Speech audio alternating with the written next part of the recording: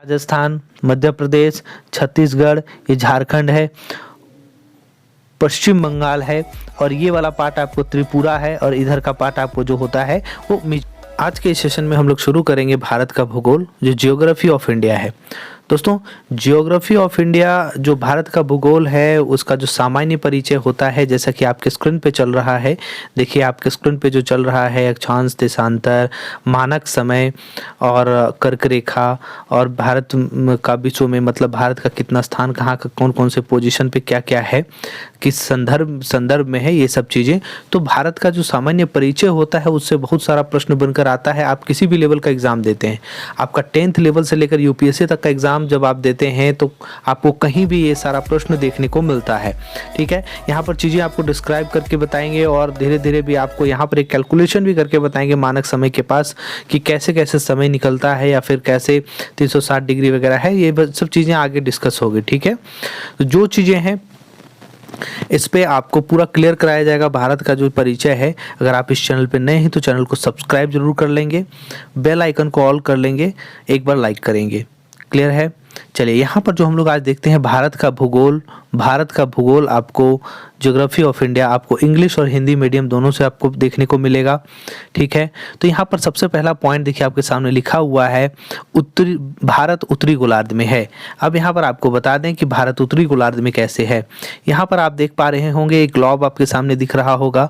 Globe में देखिए बहुत सारी रेखाएं ऐसे और ऐसे खींची हुई है, जहाँ पर ये वाली रेखा जो आपको देखने को मिल रही है ये आपको 0 डिग्री है, जिसको बोलते हैं इक्वेटर। ठीक है, जिसको बोलते हैं इक्वेटर।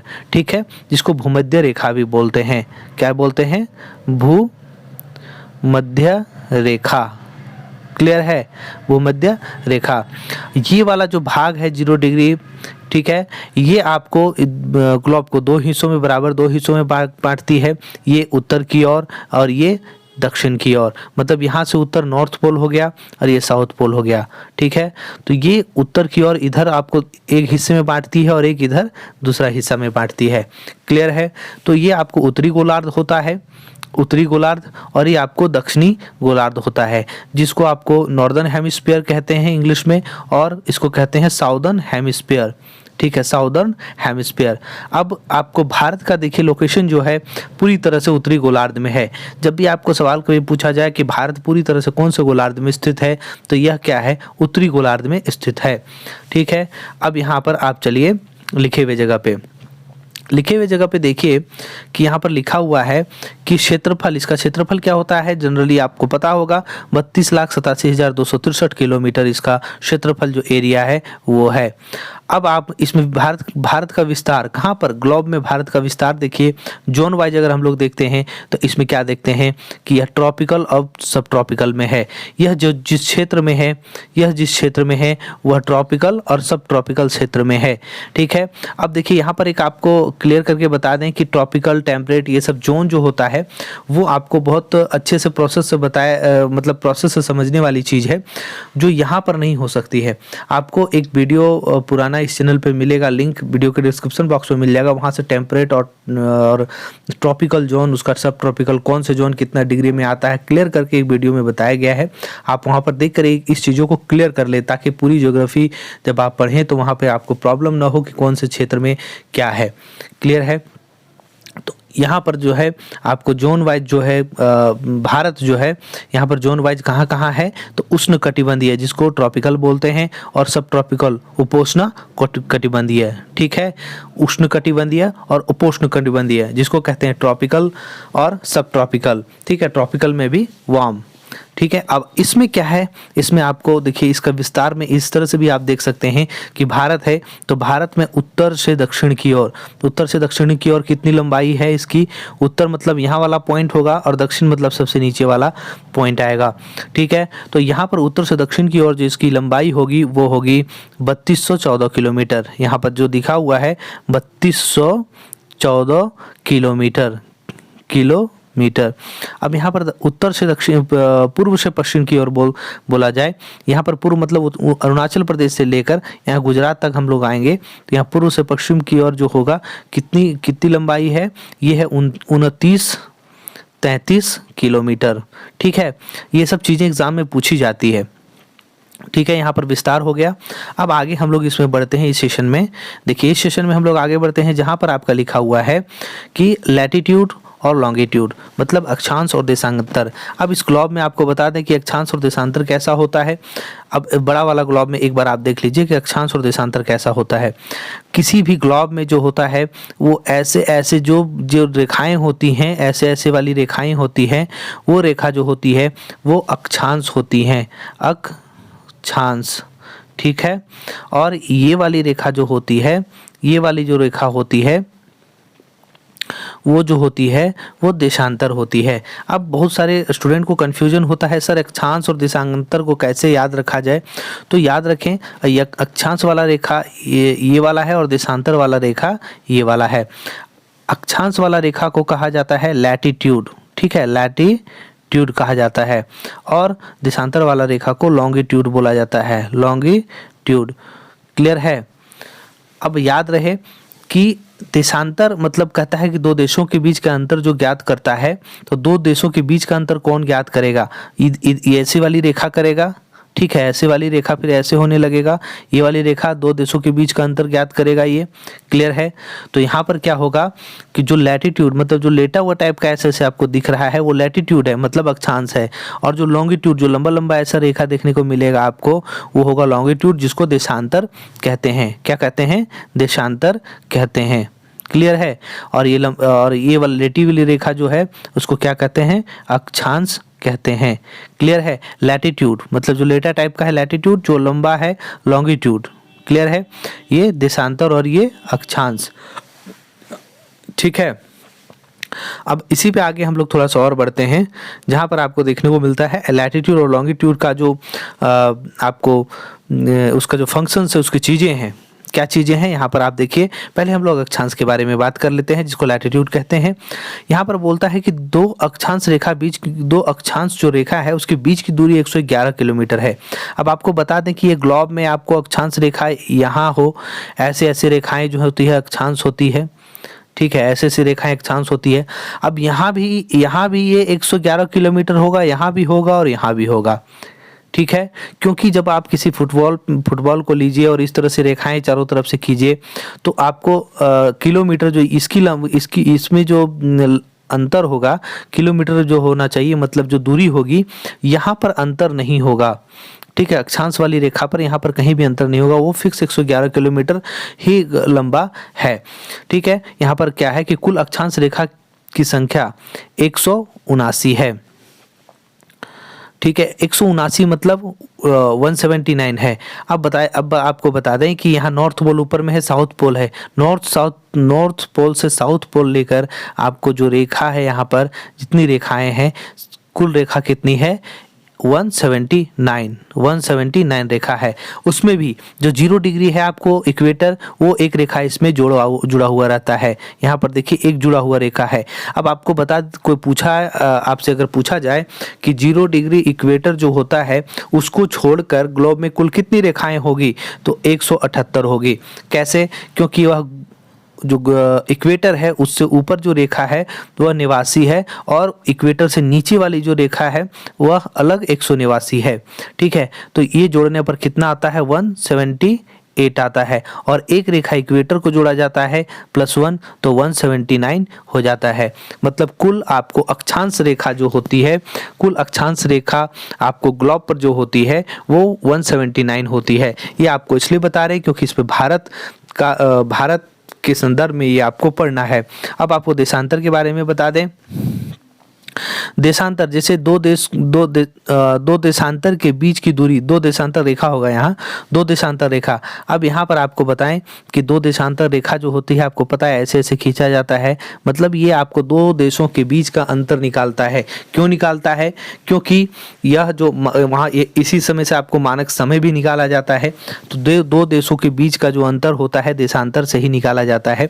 और आपको ये भी बता दें कि जब कभी आप मोबाइल फ़ोन का यूज़ करते हैं और उसमें नेटवर्क जो होता है आपका, नेटवर्क का जो क्राइटेरिया होता है कि उसको कहाँ तक यूज़ करना है, कहाँ तक उसको रखना है उसका नेटवर्क, उसका भी निर्धारण जो होता है लॉन्गिट्यूड देशांतर के आधार पे किया जाता है। जैसे आप अपने राज्य से निकलकर दूसरे राज्य पर प्रवेश करते हैं तो वहाँ पर आपको एक मैसेज आता है, तो ये चीज़ जो वहाँ पर निर्धारण होता है वो आपको देशांतर के हिसाब से, देशांतर लाइन्स के हिसाब से ही निर्धारण किया जाता है। दूसरे आप कंट्री में जाते हैं, ये सब चीज़ जो है निर्धारण किया जाता है देशांतर रेखा के आधार पर। क्लियर है? तो दो देशांतर बीच की दूरी अधिकतम, यहाँ पर शब्द का आप देखिएगा, अधिकतम 111.3 किलोमीटर है। अब आपको बताते हैं जिस तरह से अक्षांश रेखा में फिक्स था 111 किलोमीटर, कहीं भी रेखा के बीच की दूरी 111 किलोमीटर था, लेकिन यहाँ पर ऐसा नहीं है। लॉन्गिट्यूड जो देशांतर होता है, जैसे ये रेखाएं हैं, यहाँ पर 111 किलोमीटर अधिकतम इसलिए बोला जाता है। अब आपको थोड़ा ग्लोब पर ले चलें। अब यहाँ पर आप देखेंगे ध्यान से, यहाँ पर जो पॉइंट्स निकल कर आ रहा है, जैसे यहाँ से आपके पास जब फुटबॉल होता है, आप फुटबॉल पे इस तरह की लाइन जब खींचेंगे तो आपको पता होगा कि यहाँ पर जैसे एक लाइन ये निकली है, क्लियर है, एक लाइन यहाँ से निकली है और एक लाइन यहाँ से निकली है। अब आप देखिए यहाँ पर दूरी कम है और यहाँ पर आते आते दूरी ज़्यादा हो जाती है, तो सबसे ज़्यादा दूरी कहाँ पर होगी? आप अपने हिसाब से थोड़ा दिमाग लगाइए कि सबसे ज़्यादा दूरी कहाँ होगी। 0 डिग्री जो इक्वेटर होगा, जो दो बराबर भागों में इसको बांट रही थी, वहीं पर सबसे ज़्यादा दूरी होगा आकर। क्लियर है? तो वही कह रहा है कि सबसे अधिकतम दूरी कहाँ होगी? 111.3 किलोमीटर सबसे अधिकतम दूरी होगी। तो ये अधिकतम दूरी कहाँ होगी? इक्वेटर पर होगी। और ये इक्वेटर जो भूमध्य रेखा है, आपको देशांतर का यहीं पर सबसे ज़्यादा दूरी होता है। ठीक है, यह जैसे जैसे बढ़ता है आगे, ठीक है, पोल की तरफ से, चाहे वह नॉर्थ पोल से इक्वेटर की ओर बढ़े, चाहे वह साउथ पोल से इक्वेटर की ओर बढ़े, आपको बता दें कि किसी भी पोल से इक्वेटर की ओर बढ़ेगा तो इसकी दूरी बढ़ेगी, और इसकी दूरी बढ़ेगी मतलब इसका समय भी बढ़ेगा। क्लियर है? जब भी यह बढ़ेगी, क्योंकि यह इस तरह का प्रश्न पूछा जाता है कि बताइए कि जब आप पोल से इक्वेटर की तरफ जा रहे हो तो आपका दूरी बढ़ता है या घटता है, तब आपको पता होना चाहिए। देशांतर रेखा के संदर्भ में अगर आपको पूछा जाता है कि जब दो देशांतर रेखा इक्वेटर से पोल से इक्वेटर की ओर खींची जाती है तो उसकी दूरी बढ़ती जाती है या घटती जाती है। ठीक है, तो इक्वेटर तक दूरी बढ़ती है, इक्वेटर के बाद जो है दूरी घटती जाती है। क्लियर है? इक्वेटर तक बढ़ती है और इक्वेटर के बाद दूरी घटती जाती है। उसी तरह से इधर भी आएगी, इक्वेटर तक बढ़ेगी, इक्वेटर के बाद दूरी घटती जाएगी। आप सिंपल फुटबॉल में आप ये चीज़ लाइन खींचकर देख सकते हैं कि ऊपर वाला पॉइंट जो होगा वहाँ पर दूरी कम होगी और बीच में ज़्यादा होगा, फिर नीचे वाला पॉइंट में दूरी कम हो जाती है। तो कभी भी आपसे सवाल पूछा जाए कि नॉर्थ पोल या साउथ पोल से इक्वेटर की ओर जाते हैं तो दो देशांतर के बीच की रेखा की दूरी बढ़ती है या घटती है, तो वहाँ पर बढ़ती है। ठीक है, अब सबसे ज़्यादा कहाँ बढ़ेगी? आपको इक्वेटर जो 0 डिग्री है वहाँ पर बढ़ेगी। चलिए अगला हम लोग आगे की ओर चलते हैं। यहीं पर देखिए क्या लिखा हुआ है, यह पोल से इक्वेटर की ओर बढ़ने पर देशांतर की दूरी बढ़ती है, मतलब समय भी बढ़ेगा, जो भी आपको बताया गया था। चलिए अब आगे हम लोग बढ़ते हैं इसी सेशन पे। इसमें देखिए स्टैंडर्ड टाइम है, आपको मानक समय है, और मानक समय के संदर्भ में भी सवाल आता है बनकर। देखिए यहाँ पर लिखा हुआ है भारतीय मानक समय ग्रीनविच मीन टाइम से 5 घंटा 30 मिनट आगे है। आपको सवाल इस तरह भी पूछा जा सकता है आपसे कि भारतीय मानक समय मतलब क्या होगा? इंडियन स्टैंडर्ड टाइम, जिसको हम लोग IST बोलते हैं, IST, और ग्रीनविच टाइम जिसको बोलते हैं GMT, ग्रीनविच मेन टाइम। ठीक है, इस शब्द का आप ज्योग्राफी में हमेशा देखते होंगे। तो आपको पूछा जाएगा कि भारतीय मानक समय ग्रीनविच मीन टाइम से के बीच में कितना अंतर है, कितने समय का अंतर है? तो 5 घंटा 30 मिनट अंतर है। या फिर आप इसको इस हिसाब से बोल सकते हैं कि भारतीय मानक समय ग्रीनविच मीन टाइम से 5 घंटा 30 मिनट आगे है। ठीक है, मतलब दोनों के बीच का जो समय का अंतर होगा वो 5.5 घंटा होगा। ठीक है, 5 घंटा 30 मिनट। अब आगे है भारतीय मानक समय रेखा 5 राज्यों से होकर गुजरती है। यहाँ पर देखिए क्या है, उत्तर प्रदेश, मध्य प्रदेश, छत्तीसगढ़, उड़ीसा और आंध्र प्रदेश। अब आपको मैप के माध्यम से बता दें कहाँ पर है। यहाँ पर देखिए आपके मैप में, आपके सामने जो मैप यहाँ पर है, बोलता है कि भारतीय मानक समय जो इंडियन स्टैंडर्ड टाइम है, ठीक है, मेरिडियन लाइन भी है। एक मेरिडियन लाइन है, एक होता है प्राइम मेरिडियन लाइन, ठीक है। प्राइम मेरिडियन लाइन जो होता है वो ऐसे होगा ग्लोब पर, और ऊपर से नीचे दो बराबर भागों में बांटेगा। इधर आपको पूर्व की ओर, इधर पश्चिम की ओर दो भागों में बांट देगा, नॉर्थ पोल से साउथ पोल। बीच वाली जो होगी यहाँ पर भी लिया जाएगा 0, यहाँ पर वाली 0 डिग्री, यहाँ बीच वाली जो भाग होगा उसको दो भागों में बांटता है, उसी को मध्याह्न प्रध्यान रेखा बोला जाता है। फिलहाल यहाँ पर देखिए क्या है कि बोला जाता है कि मानक समय भारतीय स्टैंडर्ड लाइन मानक जो समय है वो भारत के 5 राज्यों से होकर गुजरती है। तो यहाँ पर आप स्पष्ट देख पा रहे होंगे कि ये वाला रंगा हुआ जो पार्ट है वो नेपाल है। उसके बाद जो एंट्री करती है वो यूपी में करती है। उसके बाद यहाँ पर थोड़ा सा देखिए आपको यहाँ देखने को मिलेगा मध्य प्रदेश। उसके बाद ये पूरा यहाँ छत्तीसगढ़ है। उसके बाद यहाँ पर आप थोड़ा सा यहाँ एंट्री में देखे होंगे उड़ीसा है। उसके बाद ये आपको आंध्र प्रदेश से जहाँ पर ये जाती है। मतलब भारतीय मानक रेखा जो है वो आपको उत्तर प्रदेश, मध्य प्रदेश, छत्तीसगढ़, उड़ीसा और आंध्र प्रदेश से होकर गुजरती है। ये रेखा जो आपको देखने को मिल रही है, क्लियर है। अब चलिए इसी में हम लोग आगे क्या बढ़ते हैं। अब आगे देखिए क्या है, भारतीय मानक समय जो 82 डिग्री 30 मिनट पर है। यहाँ पर इसको लिख सकते हैं 82.5 डिग्री, क्लियर है, ठीक है। अब यहाँ पर आगे हम लोग देखते हैं कि 24 घंटा, यहाँ क्या लिखा हुआ है, 24 घंटा में पृथ्वी का घूर्णन 360 डिग्री होता है। तो 24 घंटा जो में पृथ्वी घूम जाती है, मतलब पूरा 360 डिग्री जो घूमती है, ठीक है, वो कितना लगता है, 24 घंटा में लगता है। अब आपको यहाँ कैलकुलेशन के हिसाब से बता दें कि एक डिग्री में क्या होता है, 4 मिनट होता है। 1 डिग्री में कितना होता है, 4 मिनट होता है। अब डिग्री और मिनट का भी साइन आप देखते चलेंगे। 1 डिग्री में क्या होता है, 4 मिनट होता है, क्लियर है। और आपको पता है 360 डिग्री मतलब 360 लाइन भी होता है, यहाँ पर जैसा कि लिखा होता है 360 लाइन भी होता है। अब हर डिग्री पे लाइन है यहाँ, तो 360 × 4 करेंगे तो कितना आएगा आपका 1440 आएगा। ये कितना निकलेगा, जब मिनट से गुना करेंगे तो आपको मिनट में आ जाएगा ये। अब आपको बता दें कि जब भी आपको मिनट से इसको हटाना हो तो आप इसको 60 से भागा दे देते हैं, तो ये आपको 0 कटता है और ये आपको 24 आता है। ये 24 आने के बाद ये 24 आवर हो गया। अब आप बताइए 24 आवर्स जो है यहाँ पर क्लियरली होता है, मतलब 24 घंटा में पृथ्वी का घूर्णन 360 डिग्री है, क्लियर है, इस तरह से आता है। आगे की ओर हम लोग बढ़ते हैं।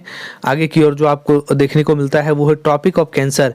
अब आपको ट्रॉपिक ऑफ कैंसर जो कर्क रेखा है भारत पे, इसलिए ज़रूरी है क्योंकि यह भारत को दो भागों में बांटती है और यह भारत के मध्य हिस्से से ही निकल कर चल जाती है, मतलब सेंट्रल पार्ट से होकर गुजर जाती है, यह सेंट्रल से निकलती है, जिसमें आपको देखने को मिलता है कि यह 23.5, मतलब यहाँ पर देखिए, यहाँ पर थोड़ा सा आप लिख लेंगे।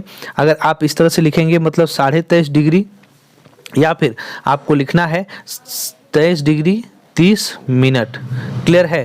यहाँ पर थोड़ा सा सुधार कर लेंगे, 23.5 डिग्री या 30 डिग्री 23 मिनट, इस तरह से जो होता है। आपको इसका लोकेशन स्थित है, आपको यहाँ पर थोड़ा सा बता दें के माध्यम से, ये मैप के माध्यम से। यहाँ पर जो आपको रेखा दिख रही है, यहाँ पर जो रेखा दिख रही है, ये वाली रेखा खींची हुई यही कर्क रेखा है। लेकिन यहाँ पर सवाल आता है कि कर्क रेखा भारत के किन किन राज्यों से होकर गुजरती है, जो बहुत ही इंपॉर्टेंट सवाल होता है। तो और यहाँ पर देख लीजिए, एक और सवाल पूछा जाता है कि कर्क रेखा पर जो सूर्य का किरण गिरती है वह 21 और 22 जून को सूर्य की किरण सीधा पड़ती है कर्क रेखा पर, जिससे वहाँ पर दिन जो होता है वो बड़ा हो जाता है। अब यहाँ पर सवाल जो सबसे इम्पोर्टेंट होता है इस रेखा को लेकर, ठीक है, इस रेखा को लेकर इतना ही 3 सवाल बहुत ज़्यादा इम्पोर्टेंट होता है, जो बार बार आपको पूछा जाता है एग्जाम में कि इसको लोकेशन कहाँ पर स्थित है, कब सूर्य की किरण पड़ती है, जिसको सोलिस्टिक कहते हैं, और यह जो है सो भारत के 8 राज्यों से होकर गुजरती है। तो कौन कौन सा ऐसा राज्य है? तो यहाँ पर आपके सामने है गुजरात, राजस्थान, मध्य प्रदेश, छत्तीसगढ़, झारखंड, पश्चिम बंगाल, त्रिपुरा, मिजोरम। ठीक है, ये से आपको याद रखना है, लेकिन आपको मैप का माध्यम से हम बता दें, मैप के माध्यम से आपको बता दें कि क्या है। यहाँ पर देखिए, यहाँ पर जब आप देखेंगे तो आपको देखने को मिलेगा स्पष्ट तौर पे कि यहाँ पर देखिए सबसे पहला क्या है, गुजरात है। ठीक है, और यहाँ पर देखिए राजस्थान में घुस गया है, उसके बाद फिर मध्य प्रदेश है। ठीक है, और उसके बाद छत्तीसगढ़ पे देखिए यहाँ पर जो रेखा सीमा बनी हुई है उससे नीचे थोड़ा सा छत्तीसगढ़ में यह घुस रही है। छत्तीसगढ़ तो ये पूरा है, मतलब उससे जो उत्तर प्रदेश का सीमा से नीचे थोड़ा सा यहाँ पर जो है वहाँ पर क्रॉस की है। मतलब यहाँ से देखिए गुजरात, राजस्थान, मध्य प्रदेश, छत्तीसगढ़, ये झारखंड है, पश्चिम बंगाल है, और ये वाला पार्ट आपको त्रिपुरा है, और इधर का पार्ट आप मिजोरम है। तो कुल जो 8 राज्यों से होकर गुजरती है। इसका लोकेशन भी आप यहाँ देखिए 23.5 डिग्री नॉर्थ है। आपको ये लोकेशन पूछा भी जाएगा। क्लियर है? चलिए आगे की ओर बढ़ते हैं, हम लोग। अब ये हमारा लास्ट है, इस सेशन में हमारा ये लास्ट है, और झारखंड के परिचय में एक और वीडियो बनेगा जहाँ पर आपको भारत के परिचय में एक और वीडियो बनेगा जहाँ पर आपको देखने को मिलेगा कि भारत के अगल बगल के जो देश हैं उसके साथ कितना सीमा साझा करते हैं, और भारत में कितने कोस्ट लाइन, मतलब कितना आपका समुद्रिक जो तटरेखा है, और भी चीज़ें, उसमें एक अच्छा सेशन बनेगा। उसके बाद आपका भारत का सामान्य परिचय खत्म हो जाएगा। चलिए क्लियर, आगे बढ़ते हैं। भारत का विश्व में क्या है? भारत एशियन महाद्वीप पर स्थित है। कहाँ पर स्थित है? एशियन महाद्वीप पर स्थित है। भारत की जनसंख्या विश्व की कुल आबादी का 17.5% है। 17.5% मतलब जितनी भारत की कुल आबादी होती है, भारत की जितनी कुल आबादी है उसमें से जो भारत की आबादी है वो 17.5% ही है। क्लियर है? जो आपको वर्ल्ड में सेकंड स्थान पर आती है, वर्ल्ड में जो है वो सेकंड स्थान पर आती है। पहला स्थान कौन सा है? पहला स्थान जो है वो आपको चाइना का है। आपको बता दें हाल ही की रिपोर्ट में ऐसा पाया गया है कि वर्ल्ड का सबसे ज़्यादा पॉपुलेशन जो है अब इंडिया में हो जाएगा, लेकिन अभी तक जो आपका रिकॉर्ड है वो सेकंड पोजीशन पर ही आता है, फर्स्ट चाइना आता है। चलिए आगे की ओर बढ़ते हैं। आगे जो हम लोग का है, भारत का भौगोलिक क्षेत्र विश्व के कुल का 2.4% है। अब आपको बताएं कि विश्व में जितना भी जगह है उसमें जो भारत का क्षेत्रफल है, मतलब इस क्षेत्रफल का, भारत में का जो क्षेत्रफल एक्वायर किया हुआ है वो आपको 2.4% ही है। भारत का कुल विश्व का 2.4% आपको जो जगह है वो भारत एक्वायर किया हुआ है। ठीक है, अगला है, यह भौगोलिक क्षेत्र में विश्व का 7वां स्थान रखता है। जो पूरा स्पेस जो इसमें एरिया वाइज जो हम लोग बोलते हैं, क्षेत्रफल के हिसाब से बोलते हैं, तो यह विश्व में 7वां स्थान रखता है। पहला कौन रखता है? तो रूस रखता है, दूसरा कनाडा है, तीसरा जो है संयुक्त राज्य अमेरिका है, चौथा आपको चीन होता है, फिर ब्राज़ील है, फिर ऑस्ट्रेलिया है, और फिर नेक्स्ट जो है वो आपको 7वां भारत है, इंडिया है। भारत जो है वो 7वां स्थान पर रखता है। क्लियर है? आपको एरिया वाइज से, क्षेत्रफल की दृष्टि से 7वां है, और भारत और जनसंख्या की दृष्टि से आपको दूसरा है। और वहीं जनसंख्या की दृष्टि से आपको कुल आबादी का 17.5% है, और क्षेत्रफल की दृष्टि से पूरा विश्व का 2.4% स्थान जगह रखता है। क्लियर है? तो ये आपका सेशन था जो भारत के परिचय से था। आई होप आप लोगों को अच्छा लगा होगा। सेशन के अंत तक जो जुड़े हुए हैं बहुत बहुत धन्यवाद। और इस चैनल पे नए होंगे, चैनल को सब्सक्राइब करेंगे, लाइक करेंगे, दोस्तों में शेयर करेंगे, ताकि इसी तरह का वीडियो आप लोगों के सामने आता रहे। बहुत बहुत धन्यवाद।